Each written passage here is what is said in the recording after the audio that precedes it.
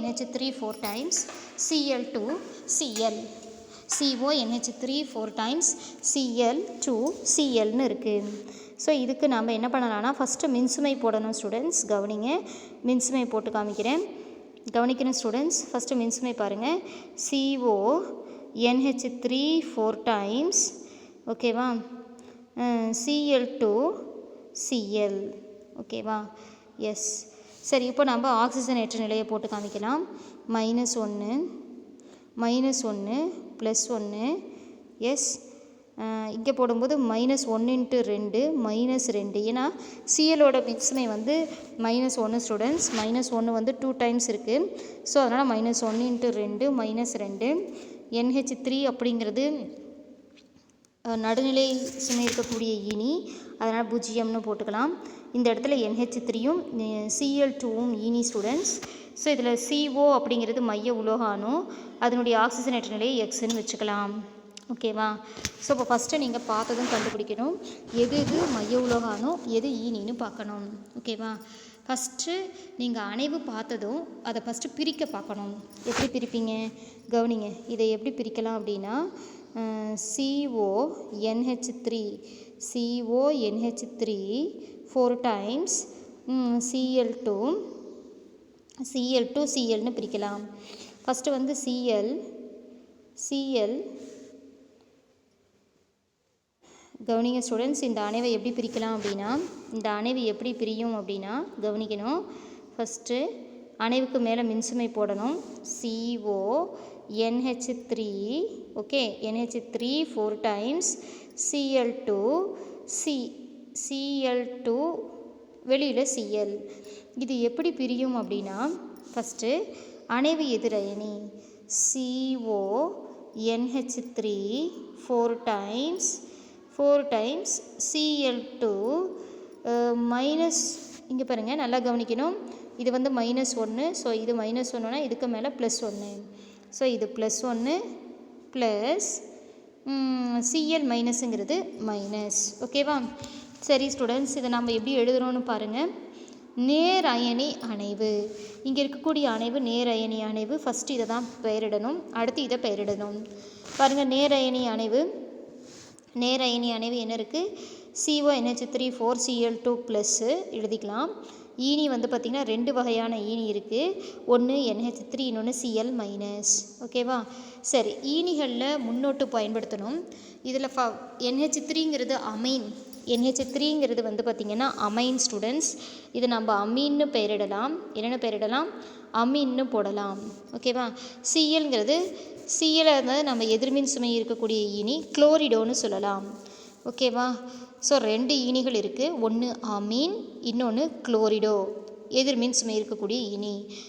NH3ங்கிறது நடுநிலை ஈனி, Cl அப்படிங்கிறது எதிர்மின் சுமை இருக்கக்கூடிய ஈனி.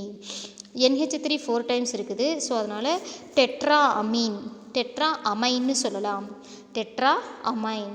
சரி, ரெண்டாவதாக இருக்கக்கூடிய Cl நம்ம என்னென்னு சொல்லணும்னா, Clக்கு முன்னாடி குளோரிடோ அப்படின்னு சொல்லணும். குளோரிடோ. ஸோ குளோரிடோ எத்தனை டைம் இருக்குது, குளோரிடோ 2 டைம்ஸ் இருக்குது. 2 டைம்ஸ் இருந்தால் என்னென்னு சொல்லணும், டைக்ளோரிடோ அப்படின்னு சொல்லணும். டைக்ளோரிடோ. சரி, 2 ஈனி இருந்தால் அதுக்கு ஃபஸ்ட்டு எதுக்கு பெயரிடணும்னா அல்ஃபபெட்டிக் ஆர்டரில் பெயரிடணும். இதில் வந்து ஏ, அமீனில் ஃபஸ்ட்டு எழுத்து ஏ, குளோரிடோ சி. ஸோ இப்போ இது எது ஃபஸ்ட்டு வரும், ஏ தான். அல்ஃபபெட்டிக் ஆர்டரில் அமைன் தான் வரணும் ஸ்டூடெண்ட்ஸ். ஸோ அமைன், டெட்ரா அமைன்கிறது முன்னாடி வரணும், அப்புறமா டைக்ளோரிடோ அப்படிங்கிறது பின்னாடி வரணும். ஸோ நம்ம பின்னாடி சேர்க்கணும். ஓகேவா. எஸ், அகர வரிசைப்படி பார்த்திங்கன்னா டெட்ரா அமைன் முன்னாடியும் டைக்ளோரிடோ அப்படிங்கிறது பின்னாடியும் வரணும். ஓகேவா. எஸ், இதில் மைய உலோக அயனி பார்த்திங்க அப்படின்னா கோபால்ட். COங்கிறது கோபால்ட். இது வந்து நேரயனி அணைவில் இருக்குது. ஓகேவா. ஆக்சுவலி இந்த இடத்துல பிரிண்டிங் மிஸ்டேக் ஸ்டூடெண்ட்ஸ், தப்பாக இருக்குது, மாற்றிக்கோங்க. மைய உலோக அயனி எதில் இருக்குது அப்படின்னா எதிர் அயனி அணைவுன்னு போட்டிருக்காங்க, தப்பு. நேரயனி அணைவில் இருக்குது. ஸோ அது வந்து என்னென்னா அதனுடைய பெயரை அப்படியே பயன்படுத்தணும், கோபால்ட் அப்படின்னு பயன்படுத்தணும். ஸோ மைய உலோக அயனி அல்லது அணு கோபால்ட் CO. அப்படியே பயன்படுத்தணும். அங்கே தப்பு இருக்குது, நேர இணை அணைவுன்னு மாற்றிக்கோங்க. நெக்ஸ்ட்டு மைய உலோக அணுவின் ஆக்சிஜனேற்ற எண் கண்டுபிடிக்கலாம். ஸோ மைய உலோக அணுவினுடைய ஆக்சிஜனேற்ற எண் எப்படி கண்டுபிடிக்கலாம்னா, இதை எக்ஸ்ன்னு வச்சுக்கலாம். ஓகே, அமோனியாங்கிறது நடுநிலை ஈனி, குளோரின்கிறது -1, ஒரு குளோரினுக்கு மின்சுமை -1, 2 குளோரின் -2. அப்போ நம்ம எப்படி போடலாம், எக்ஸ் + 0 -2 ஈக்குவல் டு +1. அப்போ எக்ஸ் = 1 + 2. ஸோ இங்கே வந்து எக்ஸ் வந்து என்ன வருது, 1 + 2ன்னா என்ன வரும், +3. ஸோ இங்கே கோபால்ட்டினுடைய ஆக்சிஜனேற்ற எண் +3ன்னு வருது. ஓகேவா, எஸ், கோபால்ட்டுடைய ஆக்சிஜனேற்ற எண் +3. ஸோ இப்போ நம்ம என்ன பண்ணலாம், இங்கே இதை நம்ம பிரித்து நம்ம எழுதலாம். ஸ்டூடெண்ட்ஸ் கவனிங்க, இப்போ பெயர் கொடுக்கலாம். கவனிங்க ஸ்டூடெண்ட்ஸ், இப்போ நம்ம பெயர் எப்படி கொடுக்கலான்னு பாருங்கள். CONH3 4 times Cl2Cl. Okay, so இதில் வந்து பார்த்திங்கன்னா இதில் வந்து -1 +1. ஓகே, குளோரினுக்கு மேலே -1, இந்த இதுக்கு மேலே +1 ஸ்டூடெண்ட்ஸ். -1 × Cl -2 0 3+. இப்போ பெயரிடும்போது என்ன பெயரிடணும், அணைவு நேரயனி, அணைவு நேரயனி, எளிய எதிரயனி. அணைவு நேரயனியில் ஃபஸ்ட்டு ஈனிக்கு தான் பெயரிடணும். ஈனிகளில் 2 வகையான ஈனி இருக்குது. முதல்ல அமைனுக்கு பெயரிடணும். என்ன amine, tetra amine. So tetra amine போட்டாச்சு, போட்டிருக்காங்களா, எஸ், டெட்ரா அமைன். நீங்கள் இங்கே பாருங்கள், டெட்ரா அமைன். ஸோ டெட்ரா அமைன்னு போட்டுட்டோம். எஸ், டெட்ரா அமைன் போட்டோமா, முதல் ஈனியே சொல்லியாச்சு. ரெண்டாவது குளோரிடோ எத்தனை டைம் இருக்குது, 2 டைம்ஸ் இருக்குது. So dichlorido. So tetra ammine dichlorido, tetra ammine dichlorido ஈனியே சொல்லியாச்சு. நெக்ஸ்ட்டு மைய உலோக அயனியை பெயரிடணும். மைய உலோக அயனிக்கு பெயரிட்டோம் அப்படின்னா, மைய உலோக அயனி கோபால்ட், மைய உலோக அயனி கோபால்ட்.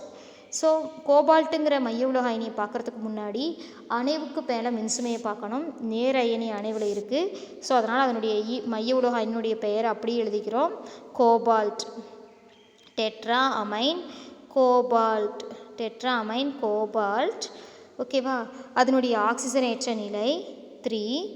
ஓகே, ஸோ 3ன்னு போட்டாச்சு. Cl அப்படின்னா குளோரைடு, Cl அப்படின்னா என்னது, குளோரைடு.